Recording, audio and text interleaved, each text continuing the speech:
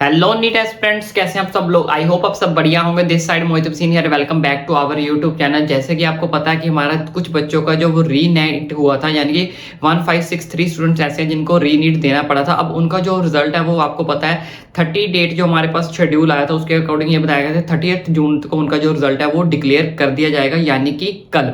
तो कल बच्चों उनका रिजल्ट जो है वो आने वाला है। 30 जून वहां पे बताई गई थी, 30 जून को आपका जो रिजल्ट है वो डिक्लेयर हो जाएगा, रिजल्ट डिक्लेयर। लेकिन उसके साथ साथ यहाँ पे मैं आपको चीज क्लियर कर देता हूँ कि आज ही जो है आपकी नीट की नई वेबसाइट को क्या कर दिया गया है, लॉन्च किया गया है। उनका नए पेज को क्या किया गया, रिजल्ट वाले को लॉन्च किया गया, जिसका स्क्रीनशॉट आप यहाँ पे देख सकते हो।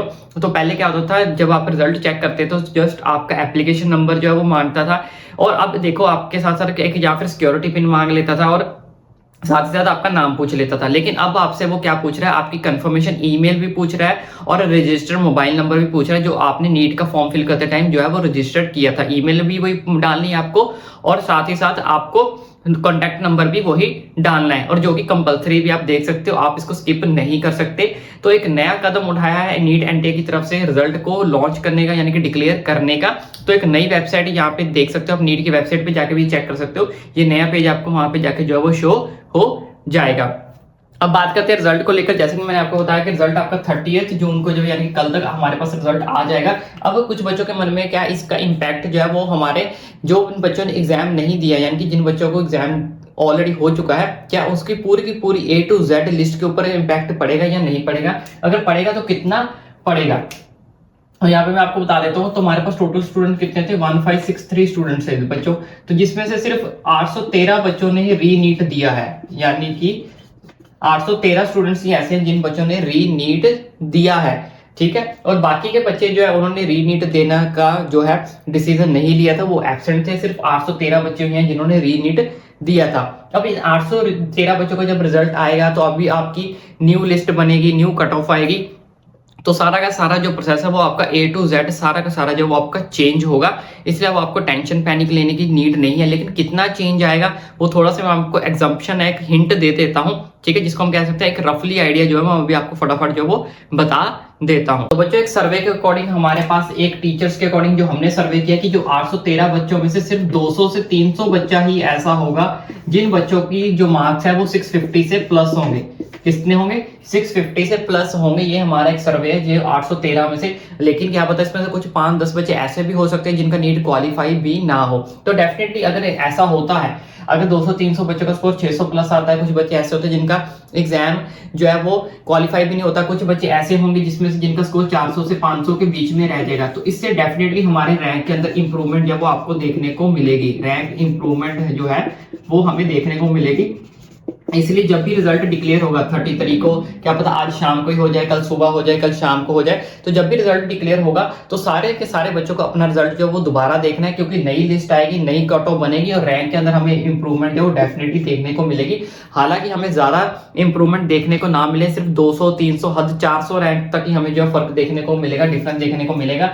जैसे कि मान लो किसी का 22,500 आ रहा था, ठीक है, उसका 22,100 हो जाएगा। तो इतना ही हमें जो डिफरेंस देखने को मिलेगा, ज्यादा डिफरेंसेस देखने को नहीं मिलेगा। क्यों?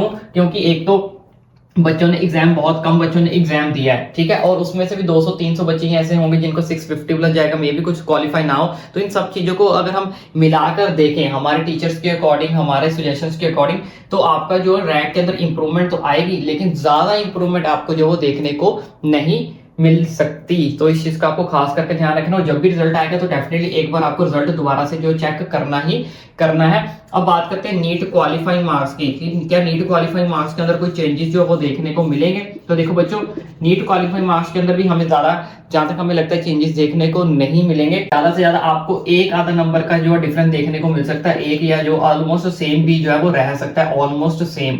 यानी कि जैसे हमारे पास 164 मार्क्स थे जनरल कैटेगरी के लिए, तो वो 162, 163, 164 के तो है ही है। तो इतने ही हमें जो वो देखने को मिलेंगे। यानी कि मैं आपको एक छोटा सा हिंट दे दूं तो 162 से 164 के अराउंड ही, यानी कि 1-2 नंबर का ही आपको जो डिफरेंस देखने को मिल सकता है। लेकिन हालांकि चांसेस बहुत ज्यादा जो वो है कम है। तो यहाँ पे हमने एक न्यू एक्सपेक्टेड कट ऑफ जो निकाल ली है, सामने आपके रख दी है। ये सिर्फ एक्सपेक्टेड कट ऑफ पहले क्लियर कर देता हूँ। तो अगर आप जनरल कैटेगरी से हो तो 653 मार्क्स तक आपका जा सकता है, OBC 653 marks, EW 649 marks, SC 554 marks, ST 494 marks.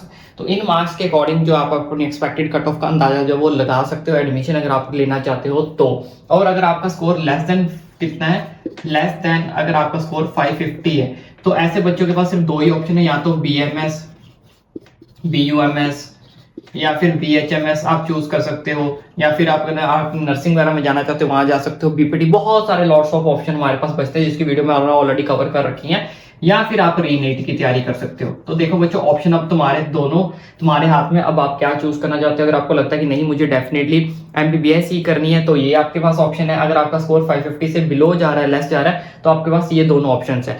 ठीक है, अब कुछ बच्चे सोच रहे होंगे कि सर रीनीट करें या ना करें, क्योंकि डिसीजन तो हमारा अभी 8 जुलाई को आना है, 8 जुलाई को आना है ना। तो 8 जुलाई तक देखो बच्चों, मैं आपको ये बोलूंगा, अगर आपको लगता है कि फिर भी कि आपको MBBS ही करनी है, जिन बच्चों ने तो ठान ही रखे, तो वो तो बिल्कुल अपनी प्रेपरेशन जो है वो स्टार्ट कर दे, क्योंकि सब कुछ जो है वो 8 जुलाई पे डिपेंडेंट है कि 8 जुलाई को क्या डिसीजन आता है। लेकिन अगर नीट भी होता है तब भी उसमें हमारी प्रेपरेशन तो होनी चाहिए ना। तो जो बच्चे ऐसा चाहते हैं कि चाहिए ही चाहिए MBBS, तो वो अपनी प्रेपरेशन बिल्कुल स्टार्ट कर दे, क्योंकि अगर ये चीज डिले भी होती है, 8 जुलाई को डिसीजन आएगा, जुलाई के लास्ट में भी आपका पेपर दोबारा से कंडक्ट करवाया जा सकता है, ना भी कंडक्ट करवाया जाए मे भी अगस्त में, तो बहुत ज़्यादा डिले सितंबर अक्टूबर आ जाएगा। तो अगर सितंबर अक्टूबर भी आता है तो आने वाला जो अपकमिंग एग्जाम है 2025 वो मार्च के बाद आपका अप्रैल मई में फिर से आपका एग्जाम आ जाएगा, तो उसमें आपका टाइम बहुत ज़्यादा कम बचेगा। तो दोनों साइड आपका टाइम जो है बहुत ज़्यादा कम बच रहा है, तो आपको बिल्कुल भी कंफ्यूज नहीं होना, ठंडे दिमाग से इस चीज़ को सोचना है कि आप चाहते क्या हो।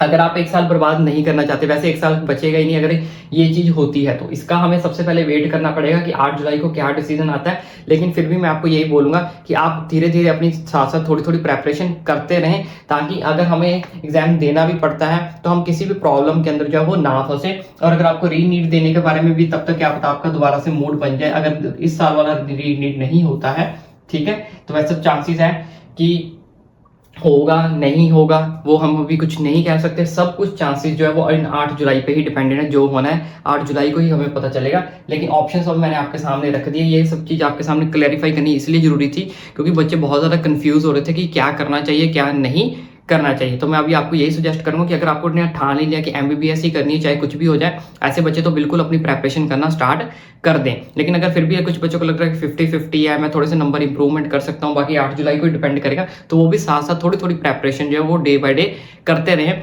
बिल्कुल खाली ना बैठे।